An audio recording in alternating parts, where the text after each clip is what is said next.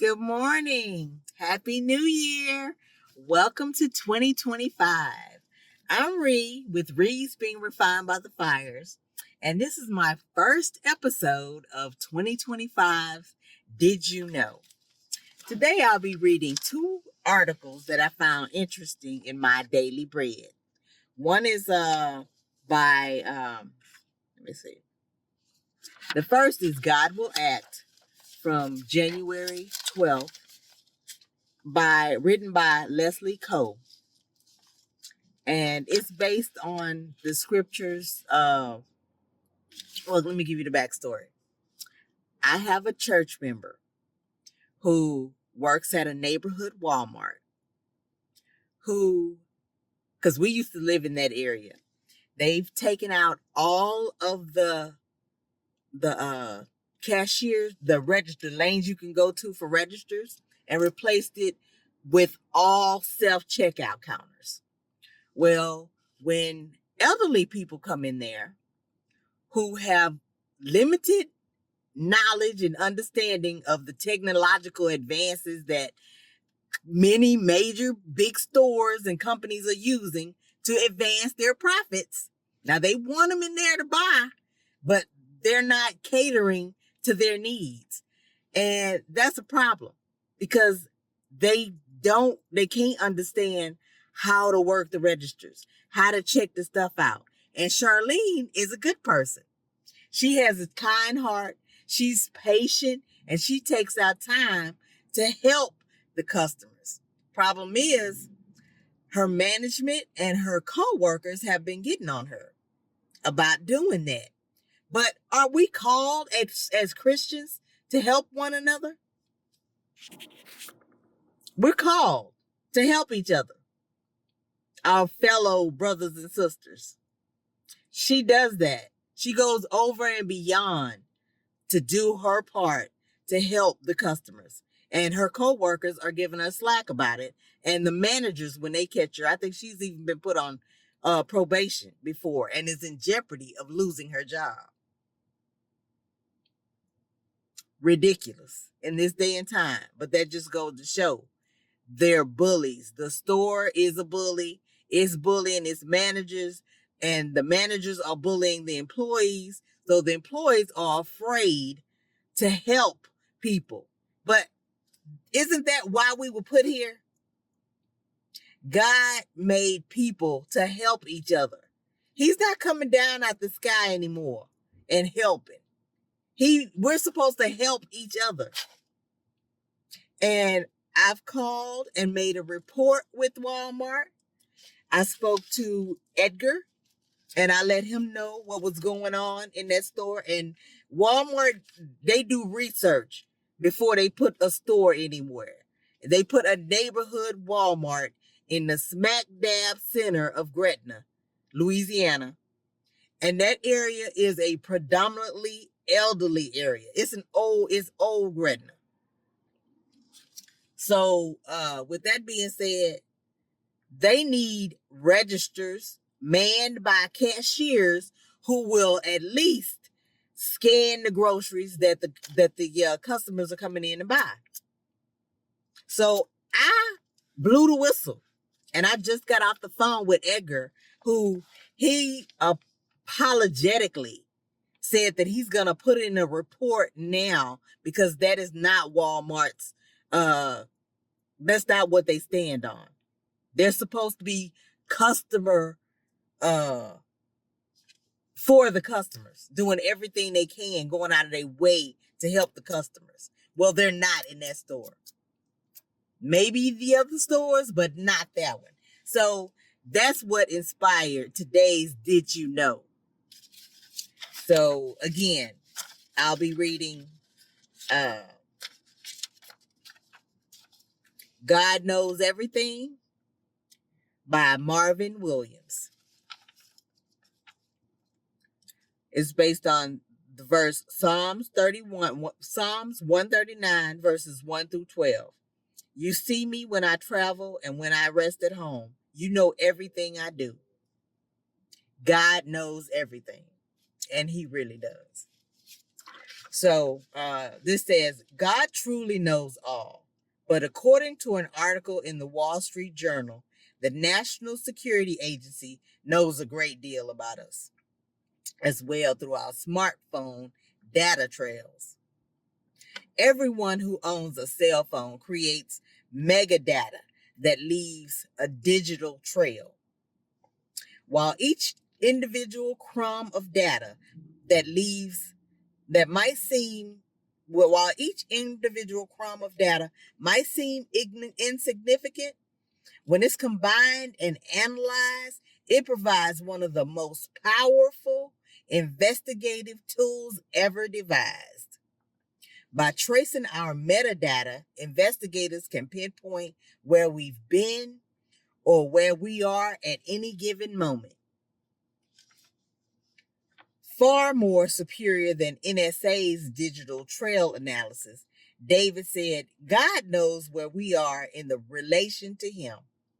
In Psalms 131, he addresses a prayer to God, the one who alone can search and examine what's going on inside of us. The psalmist wrote, "Search me, O God, and know my heart." He knows everything about us, is present everywhere, and created our innermost being. His thoughts are higher than our human understanding. And he's even with us when we face our enemies. May not feel like it, but he is. Because God is all-knowing, ever-present, and all-powerful, he knows exactly where we've been, what we've been doing, and what we're made of. But he's also a loving Father who will help us walk in his ways. So let's follow him down the trail of life today by Marvin Williams. And then another, God Will Act. And knowing what I know about Charlene, because she's a sweet person. Sweet person, wouldn't hurt anyone. Her heart, she has a good heart. A good heart. She's not hateful, evil, conniving. She's just a good, genuinely good person. Good-hearted person. But Walmart is about to trying to turn her into a bad person by them bullying her and making her not help customers. And that's just not in her. It's just not in her to not help people. And some people are like that. They're genuinely, I'm like that to a big degree. A large degree, I have a heart for people. And I'll help too. So I saw myself in her. That's what made me reach out to corporate Walmart to make a complaint against that store, the Gretna neighborhood Walmart, to get those lanes back open for people to for the cashiers to at least scan the groceries that the customers are coming in and getting and buying. They could at least do that much. They taking the money. How they gonna make you scan your own groceries and not provide people there to help do them? This technology is going too far. For the longest, I refused to go to self-checkout counters. And if there are lines available, I'll still go and I'd rather stand in a line, and I've been practicing patience. And because a lot of times other people I'm not coming in here checking my own groceries. It's enough that I'm supporting your store, and I'm giving you my money for what I'm buying, what I need. You're supplying my needs, and I'm giving you money. So to me, it's an even exchange. You should have people there in the store that are doing their jobs to help the elderly that come in there and anybody else, because you ain't got to be old to want somebody else to ring your groceries up. But I sure did alcohol this morning because that was on my heart. And yesterday I gave Darlene this one. It was another one out of my, I made a copy. Each of these little articles are out of my daily bread. As I've said before, I read these every day while I'm doing my Bible study, my affirmations, and that whole little thing. But I gave her this one. God will act. Based on Acts 15:36-41. Get Mark and bring him with you because he is helpful to me in my ministry. God will act. By Leslie Koh. I think Koh. Koh. A hardworking clerk, Charlene, in this case, Erin, always did her job well. But after she was accused of dishonesty, Erin was put on leave while being investigated. She felt like quitting in protest, but was advised to wait it out. Leaving suggests you're guilty, she was told. So Erin stayed, prayed to God to give her justice. Sure enough, months later, she was cleared. John Mark may have felt the same when Paul dropped him from the mission team. To be sure, the young man had left them earlier, but perhaps he regretted this and was hoping to be included this time. He must have felt unfairly judged by Paul. Only Barnabas believed in him. Years later, Paul would change his mind. Get Mark and bring him with you because he is helpful to me in this ministry. He said, he is helpful to me in this ministry, he said. John Mark may have been relieved to have his reputation restored. When we're unfairly judged, we remember that Jesus understands how we feel, as he himself was judged a sinner, though he wasn't. And he was treated worse than a common criminal, though he was the Son of God. But he continued to do his Father's will, knowing that he'd be vindicated and shown to be righteous. So if you've been unfairly judged, don't give up. Don't give up. God knows and will act in his time. God knows everything. Somebody who knows how many hairs on your head, he's in the details. He don't shy away from reading novels and thick books. He knows everything about you. Everything. He knows your thoughts. He knows your heart. He knows your motives. You can think evil thoughts and plan to do evil, but he knows your heart. He knows your heart. So,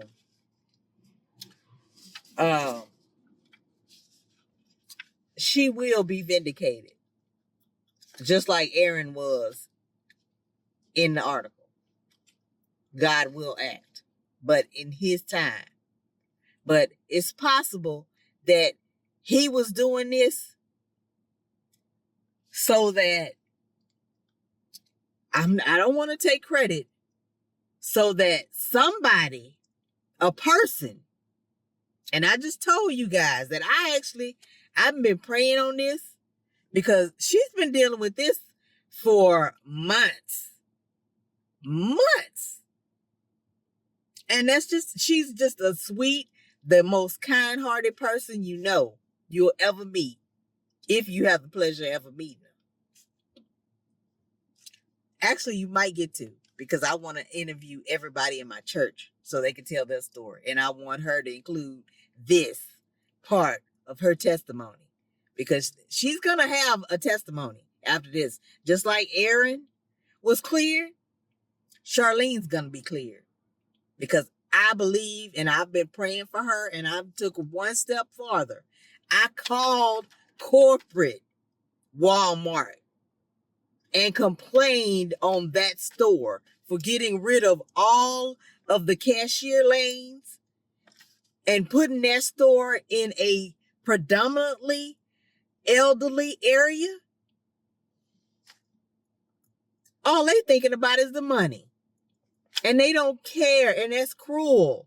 That's cruel and not of God to not want their, I mean, after they took the lanes out, they should have had, I can understand them on, for, like I say, I've been in there before since they've made the changes.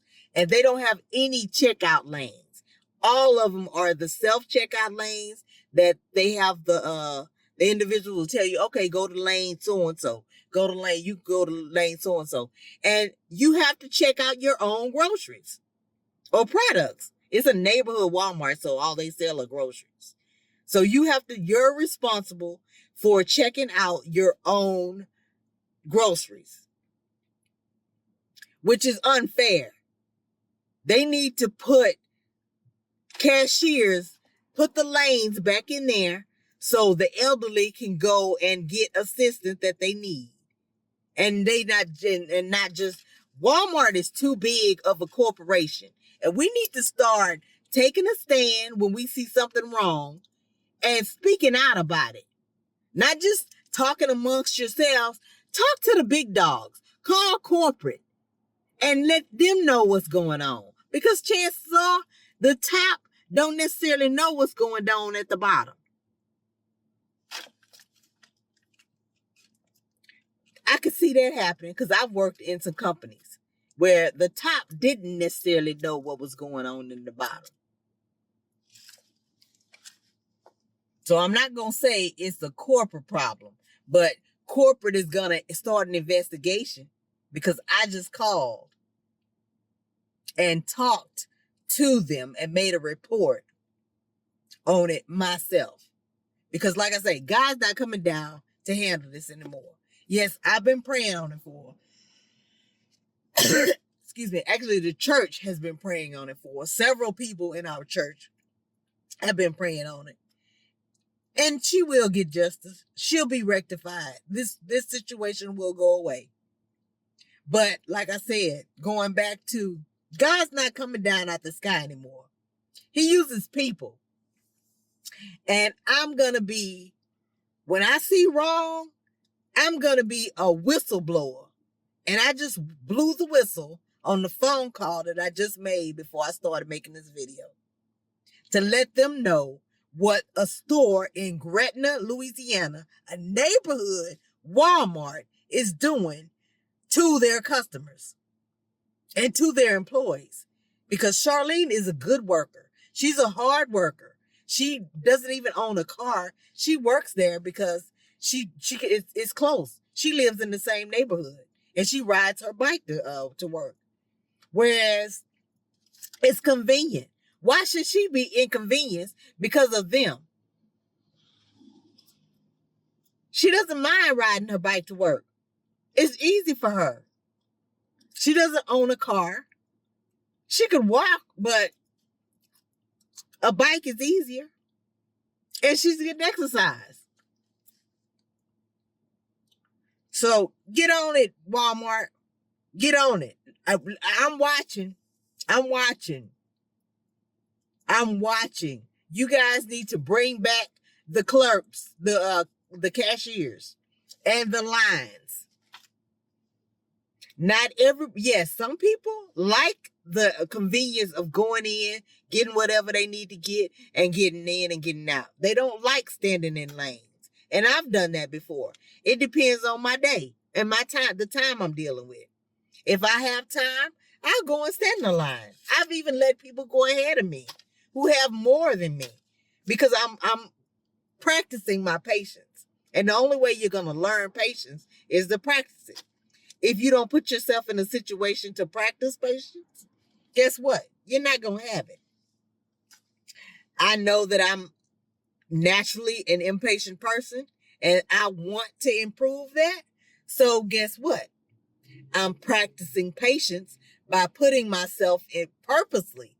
You have to be intentional about putting yourself in positions to where you'll need patience. Yeah, it's a sacrifice, but I'm willing to do it. I'm all in. I'm Team Jesus. And if he wants me to be more patient, guess what? I'm going to do my best, whatever is in my power. And of course, I'm depending on him to give me patience. And it's a learning. You're not going to get it overnight. You're not going to get it overnight. Nobody does. He's not a magician. But through trial and error, you'll learn. Keep doing. Keep doing it. Keep going. Keep living. But no. God knows everything, and he will act. He will act. And chances are, I was the person that he was waiting on to bring it to corporate's attention. And now that I did, they're going to start investigating that store, the neighborhood store in Gretna, Louisiana, because of my phone call. Because I took the extra time to make a phone call for somebody that I was praying for, but I'm backing up my prayer with action. And I'll keep you guys updated on how it turns out for. But they need to get lines back in there. They took out all the lanes and just all the lines are gone. They made the entire checkout section self-checkouts. So they have no choice but to check themselves out. And if I was an elderly person, I'd want somebody like me to care enough to call and complain and bring it to corporate's attention that was not necessarily the store to have all self-checkouts.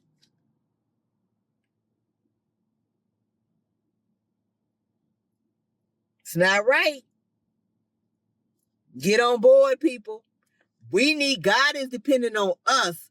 We're his hands and feet. People. He's using people. He's not coming down out the sky no more. So get on board. Get on board. Come on. Let's make heaven crowded. Let's make heaven crowded. Yep. So thank you guys. Have a blessed day. And please like, subscribe, and share with somebody else who could use this information. Because there might be somebody else that's going through the same thing. It might motivate them to make a phone call or to do whatever they can do whatever is in their power. And I'm not anybody special. I'm disabled. I'm just a person who has a caring heart, and I care about other people. And I've been praying for Charlene. And I want her to see justice, because it's not right that Walmart, the big conglomerate that they are, has taken advantage. And like I say, I know they've done research and they know where their store is located. And they're not taking care of their clients, their customers who are patronizing their store. They're not. And right is right and wrong is wrong. And I'm calling out the wrong. So Walmart, get it together or get out the way. And yes, you're convenient because you're in the neighborhood, but you need to bring back the lanes for the elderly customers and people who just want to go through a lane and not have to check out their own stuff. Because like I say, I've done both. Depends on what kind of time I'm working with. And it depends on my mood. If I don't feel like standing in the line, I won't. I'll go to the self-checkout. But I'm able to do that. Not everybody is able to do that. First of all, most elderly people not driving anymore. They're having to catch cabs or get somebody to take them to the grocery store. I used to take my grandmother for years because she when she had her something was wrong with the brakes on her car years ago. This was like when my mom was kid, because she took my youngest uncle with her, my mom's baby brother. And the brakes went out on the car, and my grandmother ended up running into the grocery store. So she had it. She cut off driving right then. She was like, I'm done. She's never driven from that day on. Never had a car. She's bought bought my uncle cars, but no, she's never driven a car herself ever again. She'll ride in a car, but being behind the steering wheel, nope. She hadn't did that since she had that accident and accidentally ran into that grocery store because the brakes were faulty on her car. And that scared her. So I had been taking, my mom would take her to the grocery store. Even when my grandfather was living, we go, eat with them, and then we go grocery shopping at, then it was Globes. Because Globes was like the Walmarts now. Part of it was a grocery store, and part of it was home and garden, and you could get your car fixed and everything. Globes used to be the old Kmart and Walmart. So Walmart is just, they've taken it, brought it up. It's the newer version of Globes. We had Globes in Houston, Texas when I was little, and I don't know if they had them down here in Louisiana or not, but they had Kmart's. But Walmart is the new Globes in Houston. We have Walmarts in Houston too. Kmart's is going out of business, but Walmart has been in business. Sam Walton and his family, his executives, are making too much money for their stores not to be feasible for the area that they're in. Like, yes, it's great that they have a grocery store in that area, but they're profiting off of the backs and sweat and tears of old people by making them get nervous. And I mean, it's intimidating. I can even imagine how they feel. My grandmother has never had to deal with that because she always went to a grocery store where there were checkout lines. Somebody there to ring the groceries up for you and bag it for you. They even had people to bag the groceries for you if the cashier can't do it. They've had sackers that bag the groceries, and at one point they used to bring the groceries out for you, of course for a tip, but they bring them out for you. So come on, Walmart. Sam Walton, I know he's gone now, but whoever is running the ship, Walmart is too big a store for them to be taking advantage of the community that they're in, that they're profiting off of. That's something, that's a definite something that needs to be brought to attention to. And like I say, when I called it, he was like, "Oh no, ma'am, we did not know." He say, "Well, I'm not gonna speak for them, but that is not right, because if it's a neighborhood, they're supposed to be serving the neighborhood. And if you know you have older people in the neighborhood, why are you making all of the checkouts up to date, self checkouts? Older people, like, they used to go into somebody in a lane, put their groceries on the belt, and having their groceries bagged. All they have to do is pay for them. And it used to be where they had the baggers would also bring the groceries out for you. They got rid of that. And it's like, okay, now you make it, all right, just put them back in the basket. The old people, they can push the basket around the store. They can push it out and then catch a cab or go home however they got there. But Walmart, do better. When you know better, do better. And I'm sounding the whistle. I'm gonna have to buy me a whistle, because this is definitely something that needs to be brought to corporate's attention. Because like I say, the big dogs upstairs may not know what's going on down here at the lower level.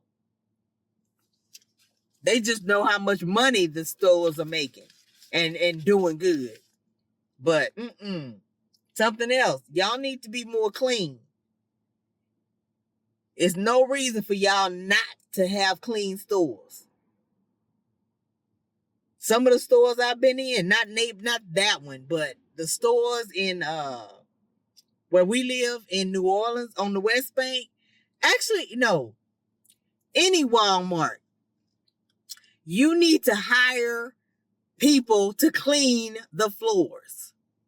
It's disgusting, unsanitary for me to shop in a store with filthy floors. Get on it, Walmart.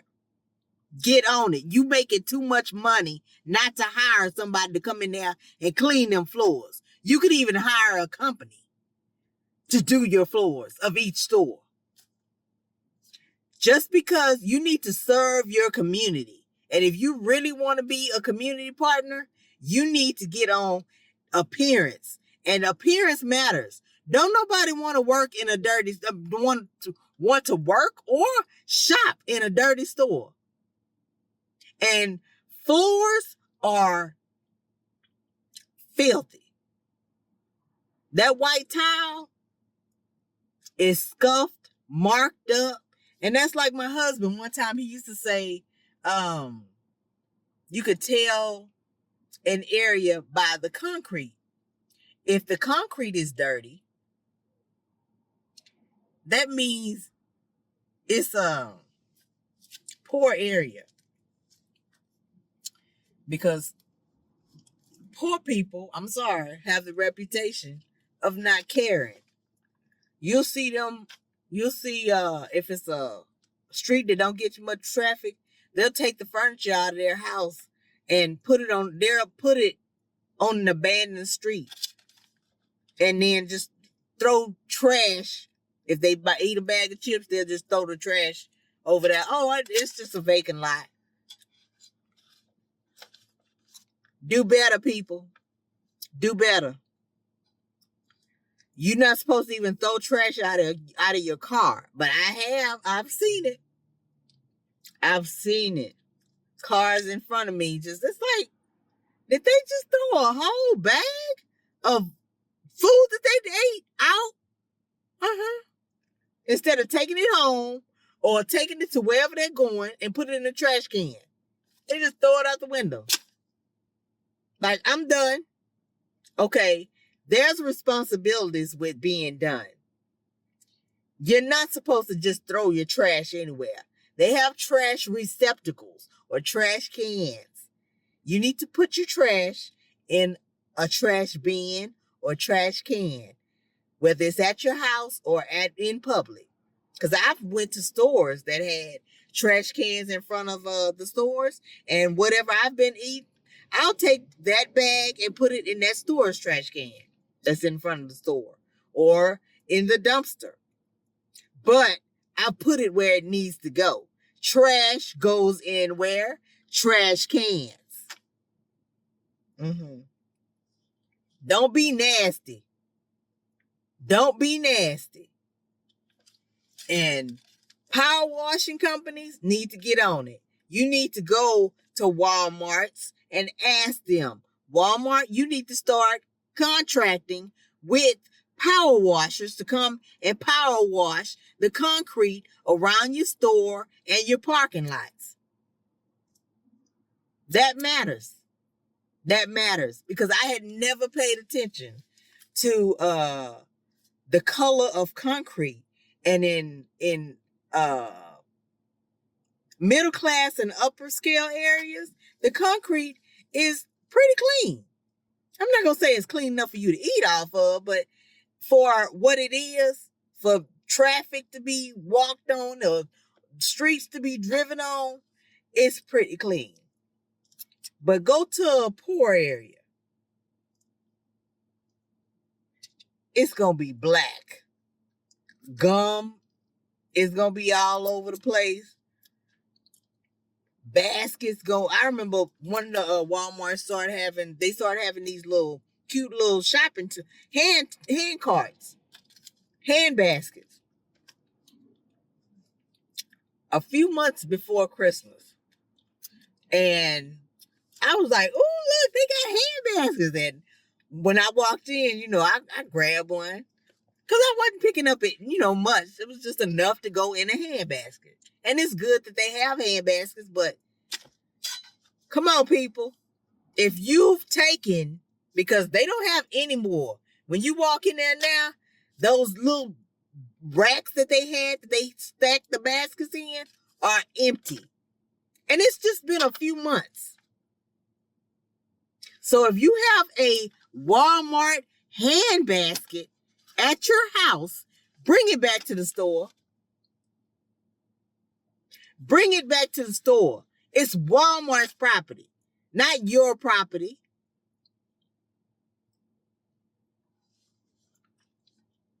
Even if you're not going to shop, go and put it in where they have the baskets. Put it in there. And the guys will get it, or someone will get it to bring into the store and shop with. I've seen so many Walmart baskets or grocery store baskets because people don't have cars. They'll drive walk with the cart to their house. But my thing is, if you've push that cart all the way to your house, you need to push that cart back to where you got it from. Because chances are they're going to be short and they're not going to order anymore. I've been in like a Dollar Tree. They had just the hand baskets and they had some shopping carts. Not a lot. But at one point, they didn't have any shopping carts because they had all walked away. People who walked to their store pushed them home. That's ridiculous. I think everybody should install those things on the baskets, or not have you been able to take your baskets out. Now, grocery stores can't do that because chances are, if you've shopped, if you've done a full grocery, you need the cart, at least in the parking lot. But I think all of them need to have the, I don't know what it's called, but whatever the mechanism that they have installed on the baskets, where you can't drive it outside of a certain area. The baskets can only be driven within that parking lot. I think all stores need to do that because baskets are expensive, and to replace, that's like just throwing money away. So because I had a Target basket before at home, and I thought, you know what, I'm going to take this back because I didn't need it and I have a car. Yes, I'm telling myself, I stole a Target basket one time because I thought it was cool and it'd be handy at the house, but they sell baskets like that now in Dollar Tree. So you can go and buy your own little basket. No, it's not as heavy and durable as a shopping basket, but hence, it doesn't need to be in your house because it's just supposed to be holding something. Shopping carts, whether hand baskets or push baskets, are made to pick up groceries, which are heavy, and be able to get it to the register or the checkout counter. Check out whether you're doing it yourself or you have a person doing it for you, a cashier doing it for you. But no, I think that needs to be brought back. Definitely. So, and if you guys have any hand shopping baskets in your house, bring it back to the store. You don't have to bring it back in because I brought it back to the store, but I left it in where the guys come and get the shopping carts out of the parking lot. But also, for those who have stores who have shopping carts, you might want to invest in that technology where you can't drive the baskets out of that area because it'll save you money in the long run. It may cost you up front, but on the back end, you won't have to replace baskets. Always be looking at your bottom line. Sometimes investments may cost more on the front end, but it's worth it on the back end because you won't have to replace a whole uh bunch of shopping carts. Because like I say, that was ridiculous when I went to Dollar Tree and there were no baskets, none. Because normally they park their baskets outside, and they had none, and didn't have any hand baskets inside the store either, because other people was using that since they didn't have any of the push carts. And normally I don't have to get a push cart when I go to Dollar Tree. I'm used to the little hand baskets, but that was ridiculous. So everything I got that day, I had to carry in my hands because they didn't even have any hand baskets. People do better. Stealing is wrong. Stealing is one of the what is it? You're not supposed to steal. That's one of the 10 commandments. Thou shalt not steal. And you may think, oh, I'm just taking it. They can afford it. It's a big store. It don't matter. If it's not yours, it wasn't given to you. And even if it's given to you by an employee, that employee don't own that store. It needs to be somebody in upper level, a manager. Now, if they give you something, and it's still, no, why would they give you a shopping basket?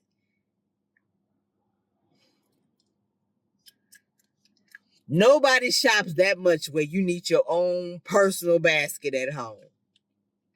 Because I've seen shopping carts abandoned on streets or even in neighborhoods. I've seen them, they push the basket to the front of the neighborhood. And then what? They have to hire people to go and find the baskets.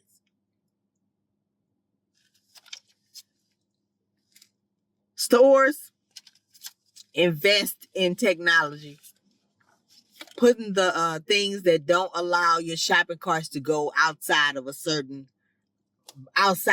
zone that you've determined is far enough where you want your baskets to go.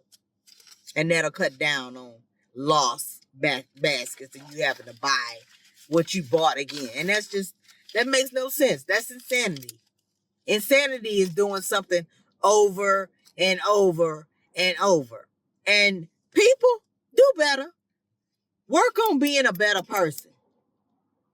I want to make heaven crowded. I don't like crowds, but I don't want to get up to heaven and be one of the only people up there. I'm looking for a big party. I want to go ahead to heaven and I want it to be crowded. That's one of the, I look forward to that crowd. I'm looking forward to it. Let's make heaven crowded. I'm going to make a t-shirt with that. Yep. But thank you guys for watching. This video turned out longer than I thought. But I had a lot to say, and that was on my heart, and I had to get it out. So I pray that the words that I've spoken, you take it to heart and to mind, and you start putting it into practice. Be intentional. Intentional. Like do it on purpose, not accident. Do it, be intentional. Yeah. Well, you guys have a blessed day. And like I say, please subscribe, and share with somebody else who needs to know this. If you know somebody else that has stolen a handbasket, share with them. Share with them. Share with them. Because God gave us 10 commandments, and thou shalt not steal is one of them. Thank you guys, and stay blessed. Have a blessed day. Bye-bye.